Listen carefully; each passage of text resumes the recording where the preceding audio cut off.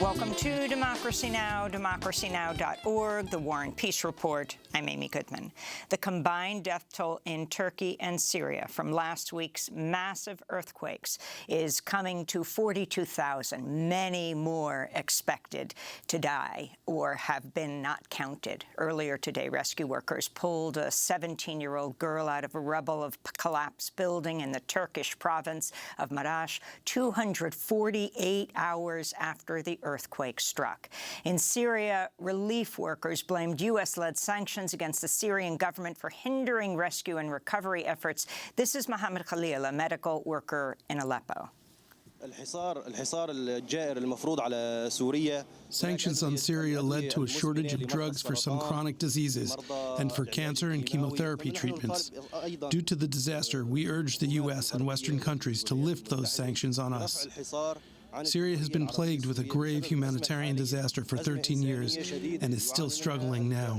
After headlines, we'll be joined by two guests in Turkey for the latest. A Russian court Wednesday sentenced journalist Maria Ponomarenko to 6 years in a penal colony for spreading false information, unquote, after she accused Russian forces of bombing a theater in Mariupol, Ukraine last March. Amnesty International's accused Russia of a war crime over the bombing, which killed hundreds of people. Moscow blamed the explosion on Ukrainian nationalists. Addressing the court before her sentencing, Ponomarenko concluded with the defiant words, quote, "No totalitarian regime has ever been as strong as before its collapse," she said. In Buffalo, New York, the white teenager who murdered 10 people in a racially motivated attack in a predominantly black neighborhood last May in a supermarket has been sentenced to life in prison without the possibility of parole.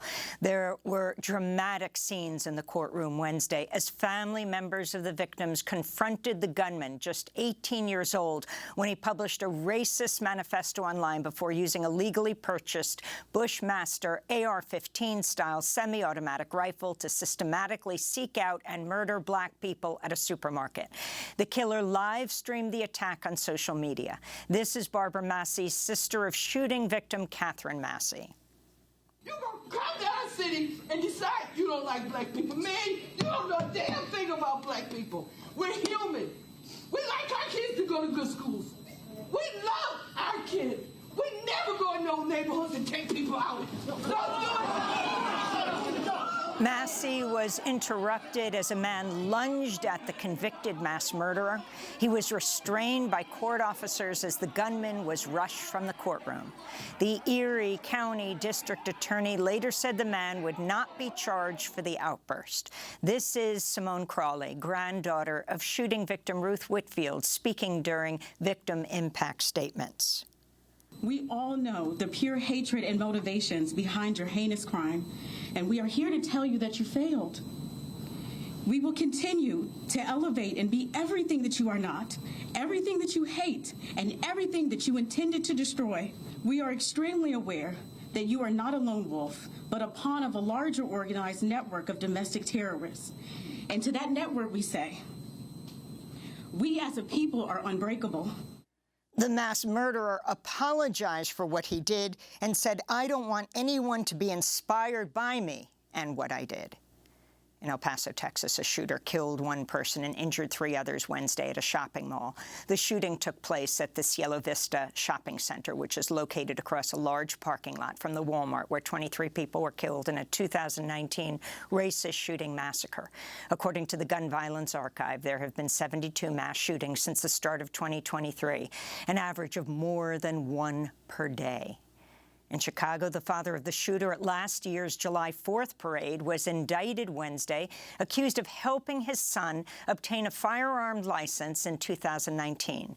21-year-old Robert Crimo is charged with 117 felonies after the attack, which killed 7 people and left 48 others wounded. Meanwhile, hundreds of Michigan State University students in East Lansing rallied at the state capitol Wednesday, held a silent sit-in protest to demand lawmakers enact new gun control laws following Monday's mass shooting, which killed 3 people, critically wounding 5. January 6, Special Counsel Jack Smith has subpoenaed President Trump's former Chief of Staff, Mark Meadows, to testify and provide documents about Trump's efforts to overturn his defeat in the 2020 election.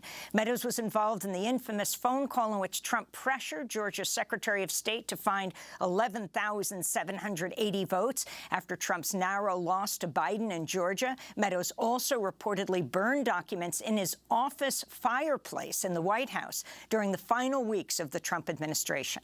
This comes after former Vice President Mike Pence said this week he will invoke the Constitution's speech or debate clause to oppose his subpoena from Special Counsel Jack Smith. Meanwhile, portions of a report by an Atlanta area special grand jury into Trump's actions to subvert the results of the 2020 election will be released today after a Fulton County judge ordered them be made public.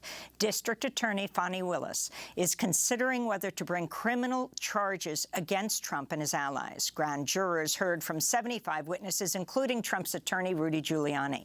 South Carolina Republican Senator Lindsey Graham and his Mark Meadows, Trump's former chief of staff. Willis is also investigating a group of 16 Georgia Republicans who served as fake presidential electors for Donald Trump.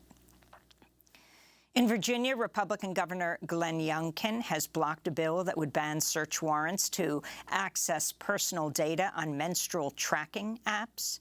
The measure was put forward by Democrats in an effort to prevent private health information from being used in prosecutions related to abortions following the overturning last year of Roe v. Wade. Abortion is currently legal in Virginia until the 27th week of pregnancy, but Youngkin is pushing to enact a 15-week abortion ban and favors prosecuting providers who violate abortion laws. Warning to our audience, our next stories contain graphic footage.